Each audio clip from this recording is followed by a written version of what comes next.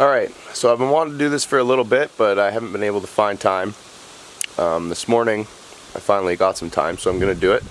I'm going to do a range check on all the different antennas I have for the Garmin Alpha using the TT15 collar. So I'll show you, I got them over here. So there's the collar there. There's the unit with the little short antenna on it. There's the next one up, it's supposed to add a little bit of range, the long orange one. And then there's this one here, which is another Garmin long range antenna, which I have already tried, and it works pretty good. I'm guessing it would double the range of the other one. And then I have this one, which is a bigger like truck type antenna, and I haven't used that one at all, but it's supposed to be really good. I got it from Hound Recovery LLC, I believe it's called, on Facebook. So we'll give that a test today and see how far it all ranges out.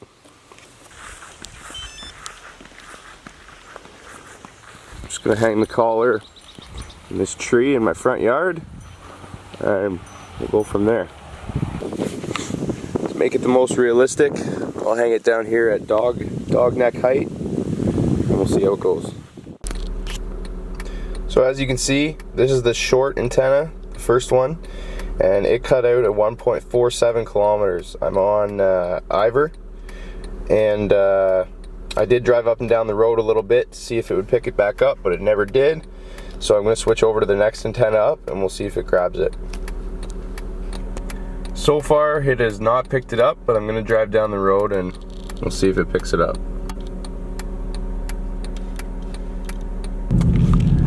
As you can see here, it just picked up communication. So I'm going to go and see how far this one runs out.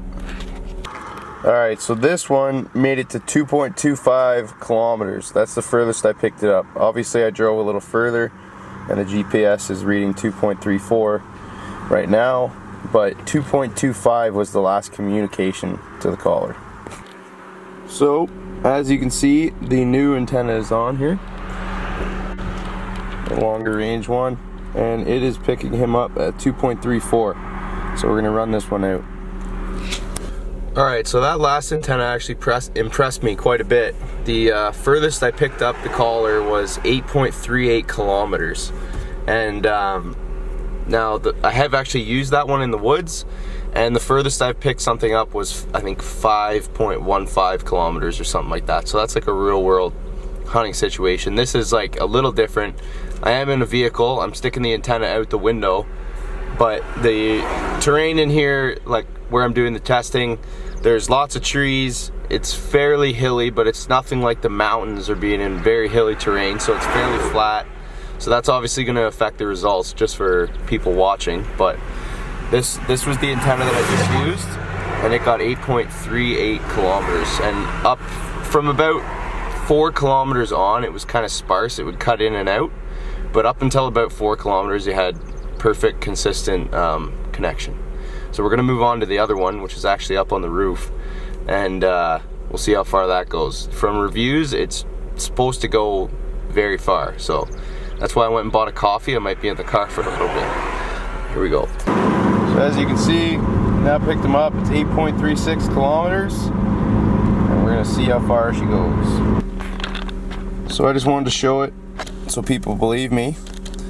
15.45 kilometers is what we're picking them up at, and mind you, that's been very sparse though. It actually cut out at about 9 kilometers, and which wasn't great. I was really hoping for a lot more out of it, but picked it up again, 15.45, but I'm on a big hill here, and that's probably why I'm picking them up. So I'm gonna do a loop back and we'll see what the what the next furthest distance is that it picks them up at, and after that I'm basically going to conclude the video saying that it cut out at 9, but it can get connection up to 15.45 kilometers in perfect conditions.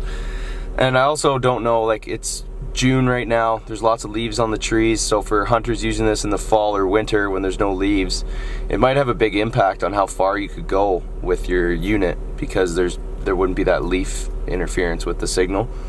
So that's just something to think about as well, but we'll keep carrying on here. Just for reference, that's the type of terrain I'm doing the testing in. Just get an idea of what the land looks like.